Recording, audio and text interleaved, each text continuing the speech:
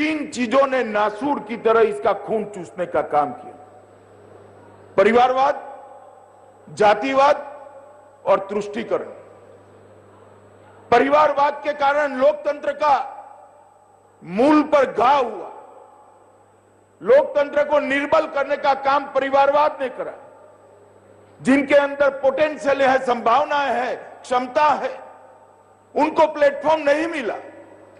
कुछ 25-30 परिवारों ने पूरे देश पर शासन करने का काम किया। जातिवाद के कारण विकास रुका, विकास थमा, विकास सीमित हुआ। जो सत्ता पे आया उसने अपनी जाति का विकास करने का प्रयास किया। समग्रता से सबके साथ, सबका विकास के सूत्र के साथ विकास नहीं पहुंचा। और तुष्टीकरण के कारण भी विकास भी रुका और समाज में एक जबरदस्त कुंठा का निर्माण हुआ। ये तीनों नासूर भारतीय राजनीति में कांग्रेस का योगदान है। और ये तीनों नासूर कांग्रेस के निकले हुए सभी दलों के अंदर भी पहुंचे। ज्यादातर दल इसी दिशा में चले। 2014 में देश की जनता ने एक परिवर्तन करा, नरेंद्र मोदी जी को पूर्ण बहुमत दिया।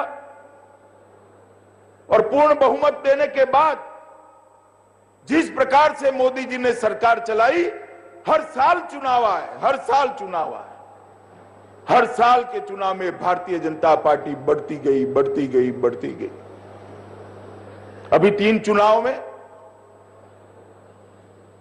परिणाम अच्छे नहीं आए, मगर मैं भारतीय जनता पार्टी के कार्यकर्ताओं को कहना चाहता हूं, वहां हमारे विरोधी जरूर जीते हैं, हम परास्त नहीं हुए हैं, हम पराजित नहीं हुए।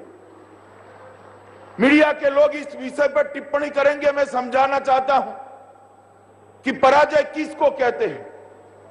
उत्तर प्रदेश के अंदर कांग्रेस साफ हो गई है, दूरबीन लेकर ढूंढनी पड़ती है, ऐसी हो गई है, इसको पराजय कहते हैं।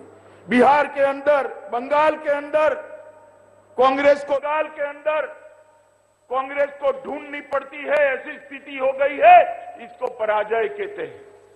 राजनीति के अंदर, चुनाव के अंदर हार जीत होती है, मगर भारतीय जनता पार्टी ने ये तीनों राज्यों में अपनी जमीन नहीं खोई है। हमारे कार्यकर्ताओं को हौसला रखने की जरूरत है, हौसला गंवाने की जरूरत नहीं है। एक मौका है 2019 में ये तीनों राज्य एक मजबूत सरकार डालने की नींव बन जाए। इस प्रकार से भारतीय जनता पार्टी के कार्यकर्ताओं को आगे बढ़ना चाहिए। और मित्रों, ये जो पूरा विजय यात्रा चला और देश में परिवर्तन हुआ, ये परिवर्तन का परिणाम आया कि हमारे लोकतंत्र को मोदी जी ने जातिवाद, परिवारवाद और तुष्टीकरण से मुक्त करने की दिशा में आगे बढ़े।